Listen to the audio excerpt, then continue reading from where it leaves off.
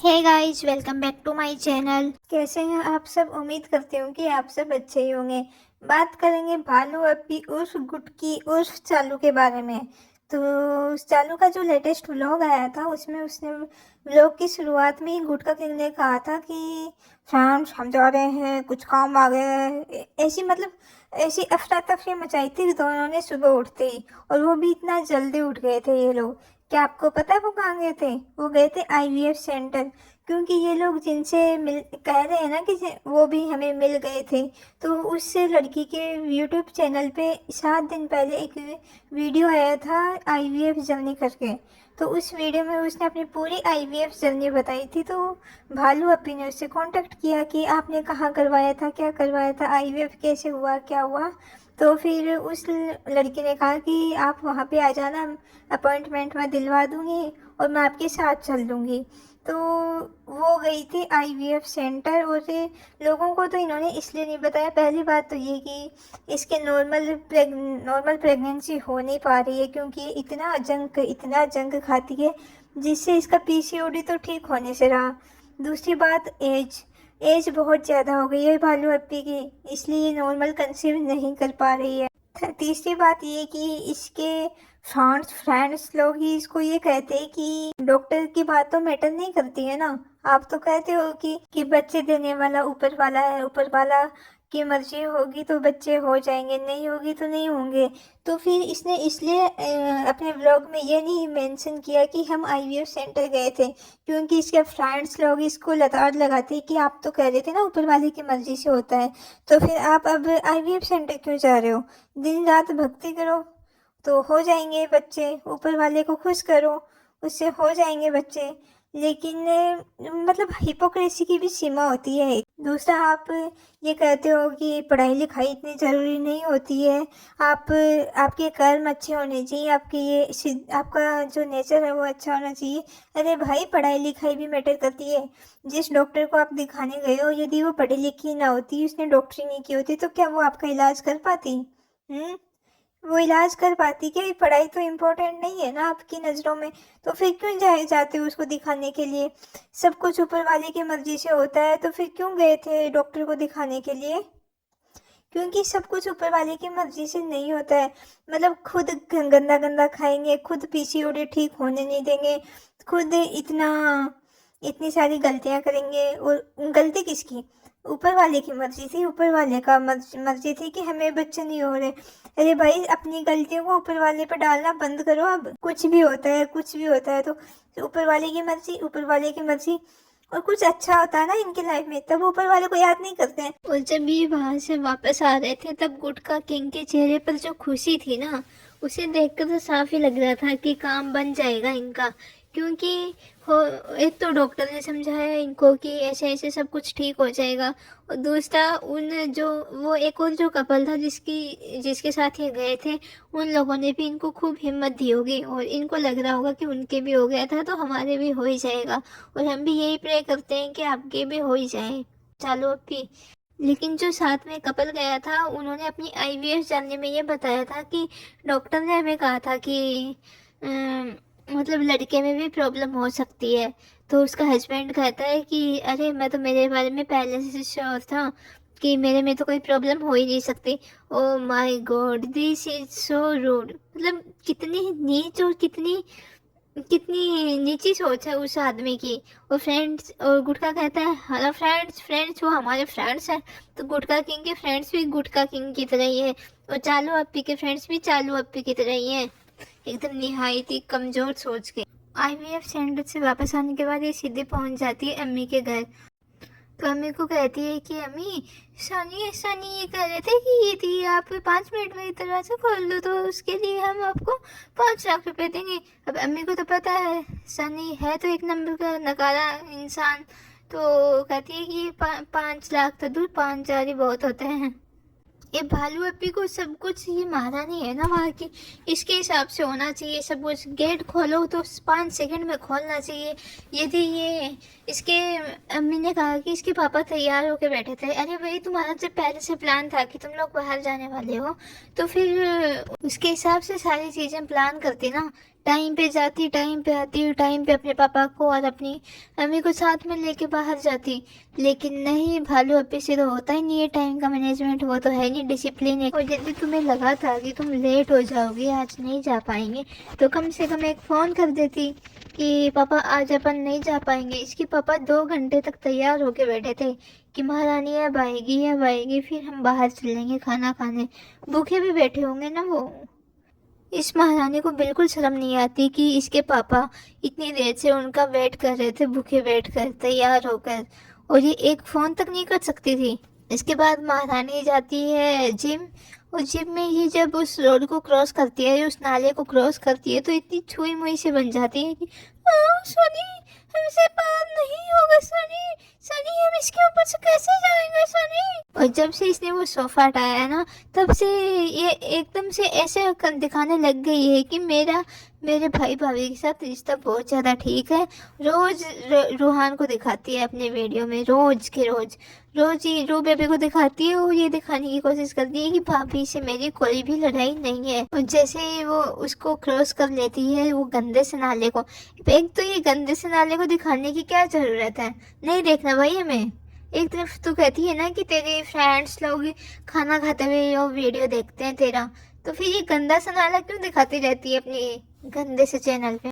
जैसे क्रॉस कर लेती है उस नाले को, तो गंदा सा साउंड इफेक्ट लगाती है, बच्चों जैसा, 35 साल की बच्ची। फिर महारानी आती है जिम से सीधा अम्मी के घर में, और अम्मी के घर में आते ही बिना नहाए वो जो मास्क होता है ना, वो ट्राई करने लग जाती है।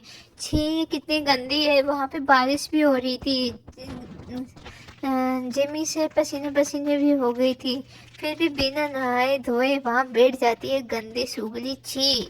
और इसकी अम्मी क्या कहती है, हमारा लगा दो, हमारा लगा दो। फिर वो कहती है कि अम्मी ये आपके लिए नहीं है, ये शीट मास्क नहीं है, ये डबल चिन के लिए होता है। तो उसके बाद भी थोड़ी देर बाद कहती है ये तुम्हारे लिए थोड़ा है, ये हमारे लिए, हमारे बूढ़े लोगों के लिए। हाँ। फिर भालू अप्पी कहती है कि हमने भी बुढ़ापे में कदम रख दिया है। तो बहुत सही कहा, भालू अप्पी ने जिंदगी में पहली बार सच बोला होगा। फिर अम्मी को ये सब मास्क नहीं मिला होता है ना, तो वो कह देती है कि ये छोटे मुंह के लिए होता है, तुम्हारा मुंह बहुत बड़ा है। इनडायरेक्टली गुटकी को टोंट मार रही थी अम्मी जान, क्योंकि अम्मी जान को ये मास्क नहीं दिया था गुटकी ने। गुटकी के लिए तो कोई भी मास्क छोटा पड़ जाएगा, ये क्या चीज़ है, मतलब गुब्बारे जैसा मुंह है उसका। पहले कितनी सही दिखती थी, अब इसने शादी के बाद से अपनी क्या हालत कर ली है। इसके बाद वो रेहान को देती है वो मास्क ट्राई करने के लिए, तो रेहान कहता है कि इसमें से बहुत बदबू आ रही है। तो फिर से गुटकी को टोंट मारा जाता है गुटकी की अम्मी के द्वारा। गुटकी की अम्मी कहती है हाँ जो जो अम्मी से आ रही है ना शहीद है, इसलिए बदबू आ रही होगी। तो गुटकी कहती है नहीं अम्मी नहीं, इसमें फिर पहले से ही कोई सॉल्यूशन मिला है, इसलिए बदबू आ रही है। अरे पर सॉल्यूशन मिला है, माना कि एलोवेरा जेल है इसमें ऑलरेडी, तो उसकी कोई बदबू नहीं होती है, वो खुशबू होती है, उसकी खुशबू रेहान को अच्छे से पता होगा। फिर गुटकी महारानी को समझ में आ गया कि ये तो बहुत गलत बोल दिया रेहान ने कि बदबू आ रही है इसके अंदर से। तो रीजा से जबरदस्ती सफाई दिलवाई कि रीजा बोले कि ये बदबू नहीं है, ये एलोवेरा जेल है, उसकी स्मेल ऐसी होती है। और रेहान को उस चीज़ की स्मेल नहीं पता है, ये जानबूझ के क्लैरिफिकेशन दिलवाया गया है रीजा से, ताकि लोग इसको इस बात पे ट्रोल ना करें कि तू बिना नहाए वहाँ पे सीधे अम्मी के घर में मास्क ट्राई कर रही है, तू कितनी गंदी है। उसके बाद गुटकी जाती है गुटका किंग के पास कि मैं कैसी लग रही हूँ, मैं कैसी लग रही हूँ। तो गुटका किंग को लगता है कि आजकल या तो पॉकेट मनी नहीं मिल रहा है, या फिर उससे हिसाब मांगा जा रहा है ना रेस्टोरेंट का कि कितना प्रॉफिट हुआ कितना लॉस हुआ। तो उसमें हमें सबको ही पता है कि खुशामदीद जो है वो लॉस में चल रहा है। तो गुटका किंग को बहुत तकलीफ हो रही है इस चीज़ से कि गुटकी हमें है ना पॉकेट मनी नहीं दे रही है। तो गुटका किंग कहता है बहुत बकवास लग रही हो तुम, हट जाओ मेरी नज़रों के सामने से, हट जाओ, मैं अभी गुटका थूक दूंगा तुम्हारे लाल मास्क पे, और पता भी नहीं चलेगा कि गुटका है। हट जाओ हमारे, बहुत बकवास लग रही, बहुत वाहियात लग रही हो, हटा लो अपना ये चेहरा हमारी नज़रों के सामने से। इसके इसके बाद ये सब जाते हैं खुशामदीद में खाना खाने के लिए, क्योंकि खुशामदीद को 1 साल हो गए थे ना, इसलिए अपने पापा और अपने अम्मी को लेके जाती है वहाँ पर। तो उसकी अम्मी जाती है, बैठती रहती है, सफाई तो बहुत है, सालू सफाई, क्योंकि ये सिखा के लाई होती है ना कि अम्मी आपको वहाँ पे जाके क्या बोलना है। लेकिन अम्मी तो जाते ही पूरी स्क्रिप्ट पढ़ना चालू कर देती है। सफाई तो बहुत है, चालू सब बहुत साफ सुथरा है। फिर उसकी गुटकी कहती है कि हाँ एकदम घर जैसा लग रहा है ना। तो इस बात पे शर्मिली जी के मुंह से सच्चाई निकल जाती है कि ना ना घर जैसा तो ना, घर से भी ज़्यादा साफ है। घर में तो कैसे फैला के रखती है तू, कैसे फैला के रखती है तू। और एंटर करते टाइम तो ऐसे दिखा रही थी जैसे कि जो ड्राइवर थे, जो शोएब के दीपिका के ड्राइवर थे, उनको भी इनवाइट कर रही हो खाने के लिए कि आप भी खा लो। लेकिन वो उन्होंने खाया नहीं था, वो जब सिर्फ साइड में जाके बैठ गए थे। और सेम टू सेम देव भैया ने ऐसे किया, वो बेचारे उनको खाते हुए देख रहे थे। ऐसे है ये गुटका गुटका किंग और गुटकी, ये इनकी असलियत। मतलब स्टाफ आया है कोई इनके साथ तो ये उनको खाना तक नहीं खिलाते हैं, वो बेचारे थक रहे थे, उनका भी मन कर रहा होगा ना खाने का। और ऐसा तो है नहीं कि दोनों प्योर वेजिटेरियन थे, दोनों नॉनवेज खाते हैं। तो फिर उनको खाना क्यों नहीं दिया गया गुटकी? वो भी तो इस उम्मीद से आए होंगे ना कि आज तो रेस्टोरेंट जाना है तो फिर वहीं पे खाना खाएंगे, थोड़ा डिफरेंट खाना खाएंगे। लेकिन वो बेचारे उनको खाते हुए देख रहे थे। सच में इतना तरस आ रहा था ना उन पे कि मतलब बहुत ही कंजूस, इतना भी क्या कंजूस होना यार, अपने वर्कर्स को इनको तो खाना खिलाओ ना। और नहीं खिलाना है तो उनको दूर बिठाओ। ऐसी ललचाई और ऐसी तरसाई नजरों से देख रहे थे देव भैया और उनके शोएब का ड्राइवर। जबकि जब वो एंटर कर रहे थे तब ऐसे दिखाया था कि आप भी खाइए, आप भी खाइए। तो इसको लगा था कि वो साइड में बैठते हुए दिखेंगे नहीं, ऐसा लगेगा कि वो भी खा रहे हैं। मतलब महान बनना है इसको बिना कुछ किए, महान बनना है तो महान कर भी ना कुछ, यूँ महान करेंगे भी नहीं हम कुछ और हमें महान भी बनना है, ऐसा तो नहीं होता चालू अब भी। फिर वो अपने पापा के हाथों से सबको लिफाफे दिलवाती है 1 महीना पूरा होने पे। बहन 1 महीना पूरा हुआ है, 1 साल पूरा नहीं हुआ, या 1 डिकेड पूरा नहीं हुआ है जो इतना ज़्यादा उछल कूद कर रही है। और खुशामदीद कैसा चल रहा है वो तो आपको पता लग ही गया होगा, क्योंकि जिस टाइम इसके घर वाले गए थे ना उस टाइम पूरा का पूरा खाली पड़ा था। मतलब ये दिन आ गया है कि अब घर वालों को बुला के घर वालों से ज़बरदस्ती तारीफ़ करवानी पड़ रही है कि यहाँ का खाना बहुत अच्छा है, बहुत अच्छा है यहाँ का खाना, आप एक बार ज़रूर आने का कष्ट करें। तो उसके बाद लिफाफे दे रहे थे ना, तो इतनी सारी टोली आ रही थी। उनमें वो भी था इरफान। इरफान तो गुटखा किंग का बहुत अच्छा दोस्त हुआ करता था ना, तो वो इतना सकपका क्यों रहा था? वो एकदम डरा डरा सा लग रहा था, पता नहीं क्यों। वो तो कैमरे पे ना तो आना चाहता था, ना कैमरे पे इनसे पैसे लेना चाहता था। अब भगवान जाने इन तीनों के बीच में क्या हुई है, क्या बात हुई है, क्या नहीं हुआ है। और उसने सभा से बात तक नहीं की थी। इसके बाद सब रेस्टोरेंट की तारीफ करते हैं।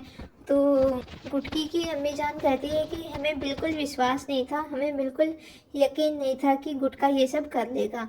तो गुटकी कहती है हाँ हाँ वो बहुत मेहनत वाला काम है ना, इसलिए इसलिए इसलिए ना अम्मी, इसलिए ना इसलिए। हाँ तो गुटकी इसीलिए करिए तेरी अम्मी, क्योंकि बहुत मेहनत वाला काम है। और ये नल्ला नकारा बेरोजगार ये इस लायक है ही नहीं कि इतना काम कर लेगा। और वो तो तुम लोग इस चीज़ को एक्सेप्ट नहीं कर रहे हो कि तुम्हारा जो झुंझुना है वो घाटे में चल रहा है। आप ये लोग ये दिखाने की कोशिश कर रहे हो कि हमारे तो बहुत आमदनी हो रही है, ये हो रही है, वो हो रही है, जबकि ये बहुत नुकसान में है। क्योंकि इसको हैंडल करने वाला कौन है? गुटखा। गुटखा वहाँ पे जाता तो है नहीं, शुरू शुरू में जाता था सेलिब्रिटी सेलिब्रिटी कर करके, और अब वहाँ पे जाता नहीं है। तो इनका जो इनके रेस्टोरेंट में लोग आते ही क्यों हैं? जस्ट बिकॉज इसलिए कि गुटकी के साथ सेल्फी मिल जाए। गुटकी तो कभी नहीं मिलती थी उन लोगों को वहाँ पर, तो गुटखा किंग के साथ सेल्फी मिल जाए। अब गुटखा किंग भी सेलिब्रिटी हो चुका है, वो क्यों बैठेगा वहाँ पर, है ना? वो बड़ा पाव गर्ल कह रही थी ना कि नहीं मैं तो कभी कभी बैठूंगी, हम तो कभी कभी बैठेंगे। तो वैसे सेलिब्रिटी जो रखे हैं ये तो अपने मीरा रोड के बहुत बड़े, तो ये कभी कभी मिलते हैं हमें। तो मुझे नहीं लगता फिर इसके बाद, एक बार लोगों को यदि एक सेल्फी मिल जाएगी ना उसके बाद कोई भी नहीं आने वाला है वहाँ पर। और केवल इस चीज़ के लिए कि सेल्फी मिल जाए, दोबारा तो लोग आपके खाने को देख कर ही आएंगे ना। और खानों के रिव्यूज़ तो हमने पढ़ रखे हैं, और ऐसा नहीं है कि वो कोई फेक रिव्यूज़ हैं, वो एकदम ओरिजिनल रिव्यूज़ हैं कि वहाँ पे पूरे रेस्टोरेंट में बहुत बदबू आती रहती है। इसीलिए तो ये बार बार कीटनाशक का स्प्रे करते रहते हैं, क्योंकि बहुत बदबू आती है, उनको समझ में भी नहीं आ रहा है क्यों आती है।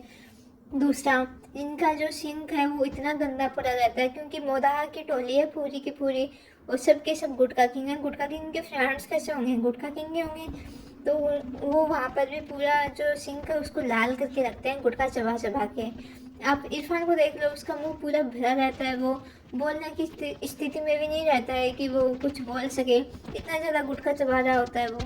और सच में अम्मीजान, हम आपसे बिल्कुल सहमत हैं कि इस नल्ले नकारे नकारे लुखे बेरोजगार से ये बिल्कुल उम्मीद नहीं थी कि ये 1 महीने भी चलने देगा। इसके बाद ये पहुंचते हैं घर पे, तो घर पे रिचा है ना पास्ता बना रही होती है। तो इस बात से भी महारानी को दिक्कत होती है कि इसका टैलेंट क्यों दिख रहा है।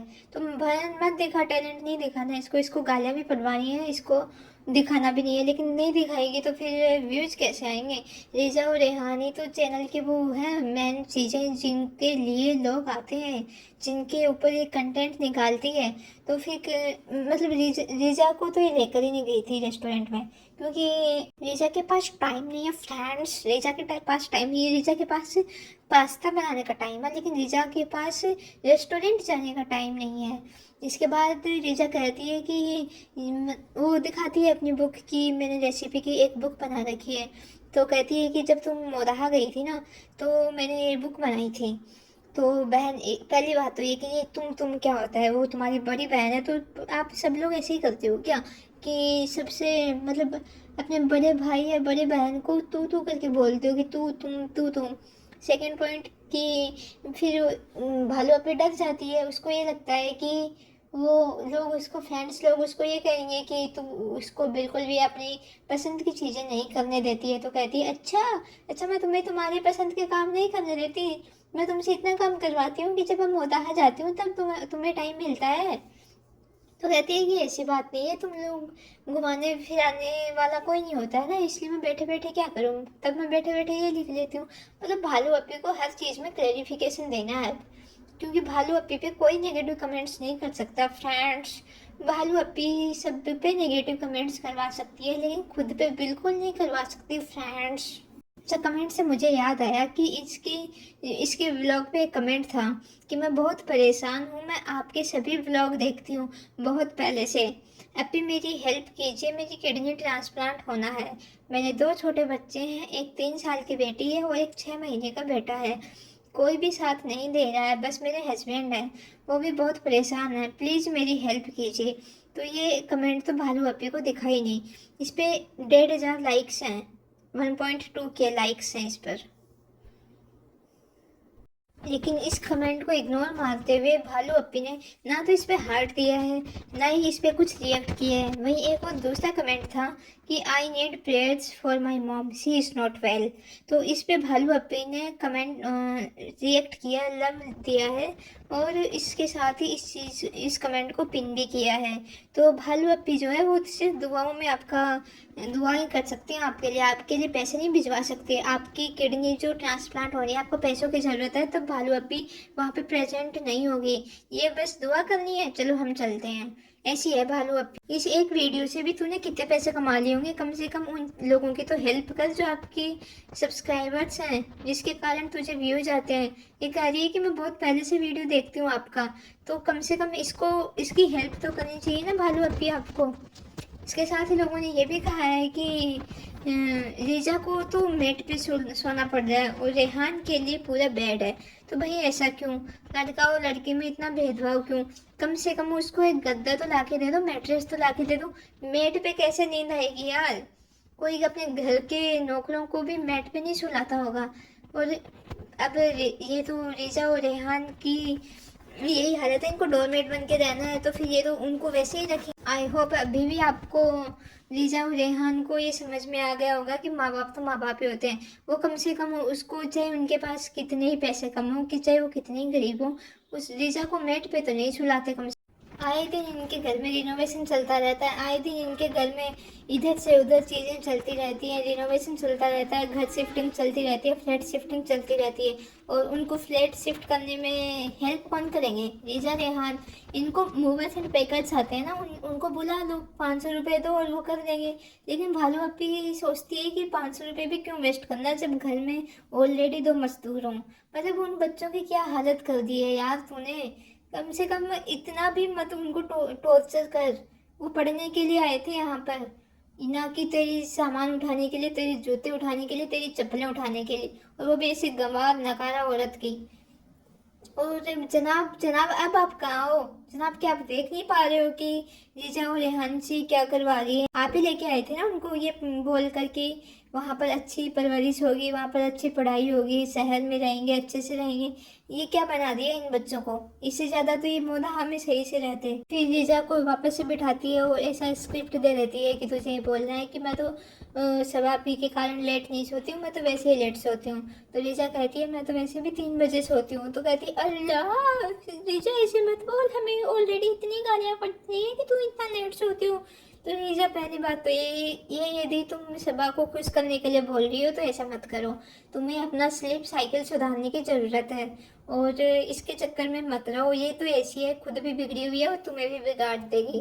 तो उस टाइम पे सोया करो, टाइम पे उठा करो, अपनी हेल्थ का ध्यान रखा करो, वरना एग्जाम्पल आपको दिख ही रहा है भालू अप्पे की कि ये इसकी हेल्थ और इसकी हालत कितनी ख़राब है। मतलब किस एक चीज़ के लिए कितना तड़प तड़प के मर रही है। अब आते हैं मेन पॉइंट पे। ऑटो में बैठती है और ऑटो का वो बेचारा जो भी था वो गरीब था और वो ऊपर से रिपेयरिंग नहीं करवा पा रहा था, उसके पास इतने पैसे नहीं थे कि वो रिपेयर करवा पाए। तो उस चीज़ का भी ये मजाक उड़ा देती है कि हमें सनरूफ वाली गाड़ी चाहिए थी ना, हमें सनरूफ वाला ऑटो मिल गया। अब ये कोई हंसने की बात नहीं है। तू तेरे दिन भूल गई कि क्या दिन थे तेरे, और तू क्या बचपन से इतनी अमीर थी? अभी तुझे तेरे ऊपर पैसों का घमंड आ गया है जो तू किसी के दुख को नहीं समझ पा रही है और उनका मजाक उड़ा रही है और चेहरा दिखा दिखा के मजाक उड़ा रही है। अबे शर्म कर ले, ऊपर वाला सब देख रहा है। अब और कितने गंदे का कर्म करेगी तो? वो बेचारा इतनी हार्ड वर्क करके, इतनी मेहनत करके, धूप में बारिश में पैसे कमा रहा है। तेरी तरह हेलो फ्रेंड्स करके नहीं, और तेरे गुटखा किंग की तरह नहीं जो अपनी बीवी के पैसों पे ऐश कर रहा हो। एक कमेंट तो मैंने देखा था जिसमें लिखा हुआ था कि ऑटो वाले भैया is working hard at least not asking the Thar, यानी कि कम से कम ऑटो वाले भैया तो खुद की मेहनत से कमा रहे हैं ना, चाहे वो ऑटो ही चला रहे हो। उसकी तरह गुटखा किंग की तरह थार थार तो नहीं कर रहे कि थार दिला दो, थार दिला दो। तो वो तो बहुत अच्छा, मतलब तेरे गुटखा किंग से तो बहुत अच्छा है कि खुद के मेहनत से कमा रहा है। और तेरी इस चीज से बहुत से लोगों को हर्ट हुआ है। तेरे जो व्लॉग्स देखते होंगे उनमें से किसी के पापा होंगे, किसी के पति होंगे जो ऑटो चलाते होंगे। कल तो मैंने एक कमेंट देखा था, अभी मुझे वो नहीं दिख रहा है क्योंकि हो सकता है चालू अपी ने डिलीट कर दिया हो, कि वो बहुत गंदा फील कर रही थी क्योंकि उसके पापा भी ऑटो चलाते थे, वो चलाते हैं सॉरी। तो उसके लिए उसको बहुत शर्म आ रही है अभी इस, मतलब भालू अपी ने जिस तरीके से ऑटो का और ऑटो चलाने वालों का मजाक उड़ाया है ना। तो भाइयों और बहनों, खुद का कमाओ, खुद की मेहनत से कमाओ, किसी दूसरे पर आश्रित मत रहो। और कोई दूसरा इतना नहीं कमा पा रहा है तो कम से कम उनका मजाक तो मत उड़ाओ।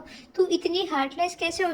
और इस बाकी इस बेवकूफ़ी के लिए, इस हरकत के लिए तो लोगों ने उसको भर भर के इतना सुनाया है कि तुझे पैसों का भूत चढ़ गया है, तुझे लोगों की तकलीफ नहीं दिख रही है, भूल गई कि अपने दिन टाइम बदलते देर नहीं लगती। तो फिर से भालू अप्पी के जो व्लॉग है उसके नीचे 95% नेगेटिव कमेंट्स हैं और 5% ही पॉजिटिव हैं। और 95 नेगेटिव भी नहीं बोल सकते उनको, वो उनको आईना दिखा रहे हैं कि सुधर जा, अपनी हरकतें सुधार ले। और कभी कभी तो मुझे लगता है कि ये जानबूझ के ऐसी हरकतें करती है ताकि इसको खूब भर भर के कमेंट्स आए। मतलब जो लोग कमेंट्स ना भी करें ना वो भी इसको सुनाने के लिए कमेंट्स करें और इसका ब्लॉग ट्रेंडिंग में आए। वो क्या है ना, कहते हैं ना कि बदनाम ही सही नाम तो हो। तो वो है भालू अप्पी का, चाहे उसको गालियाँ ही मिले लेकिन वो ट्रेंडिंग में तो आए। लेकिन ऐसा हो नहीं पा रहा है, अफसोस भालू अप्पी, अफसोस। तो दोस्तों आज के लिए बस इतना ही। और भालू अप्पी के बारे में आपका क्या कहना है, मुझे अपनी राय कमेंट सेक्शन में ज़रूर बताएं। मिलते हैं नेक्स्ट वीडियो में, तब तक अपना ध्यान रखिए, बाय बाय।